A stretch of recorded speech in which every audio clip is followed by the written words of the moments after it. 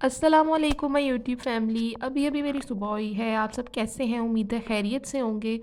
तो अभी है सहरी का टाइम और मामा बना रही हैं मज़ेदार से पराठे। तो अभी हम लोग करने लगे हैं सहरी। तो मैंने सोचा क्यों ना दिन को एक साथ शुरू करें। सहरी के टाइम बहुत सुस्ती होती है लेकिन इतनी बरकत महसूस होती है हर एक चीज़ में। नमाज में अभी थोड़ा टाइम था तो मैंने सोचा क्यों ना कुरान पाक पढ़ लिया जाए। उसके बाद नमाज़ पढ़नी थी। नमाज के टाइम पर इतना सुकून महसूस होता है क्योंकि उस टाइम हर जगह खामोशी होती है, परिंदों के चहचहाने की आवाज़ें आ रही होती हैं और दिल करता है इस टाइम रब से आप जो मर्ज़ी मांग लो। और गाइस हमने कोई ज़्यादा डेकोरेशन भी नहीं की, ये थोड़ी सी रिजवा ने खुद ही बना के लगाई थी चीज़ें। और अब सोने का टाइम था क्योंकि अशमीरा उठ गई थी तो मैं बस इसको लेके लेट गई। और उसके बाद सुबह उठते ही सबसे पहले ज़ोहर की नमाज़ पढ़ी। ज़ोहर की नमाज़ पढ़ने के बाद अशमीरा भी उठ गई थी, उसके लिए नाश्ता बनाना था। तो उसका नाश्ता बनाने में किचन में गई। अशमीरा को मोस्टली रोज़ाना पराठा ही खाना होता है लेकिन आज जब मैंने पराठा बना लिया था तो फिर उसकी मर्ज़ी थी कि उसको ब्रेड मिल जाए। लेकिन मैंने फिर उसको बहाने बहाने से खिला लिया था। और ये देखें अभी मैं आपको जादू दिखाती हूँ। आबरा का डाबरा, गिली गिली छुप।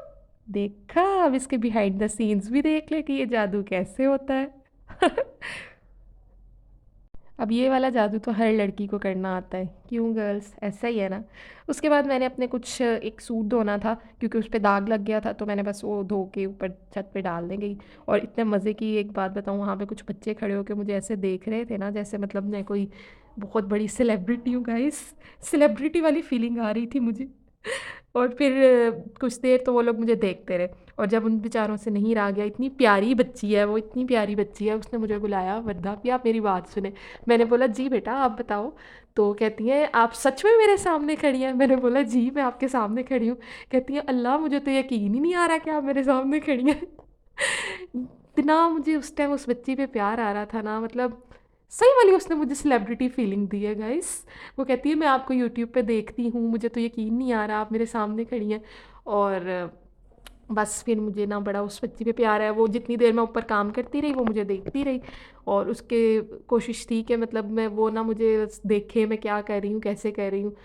मेरा दिल चाह रहा था कि मैं उनको व्लॉग में लूँ, उनकी भी साथ रिकॉर्डिंग करूँ, लेकिन फिर मैंने सोचा उनके अम्मा अब्बा को गुस्सा ही ना लग जाए।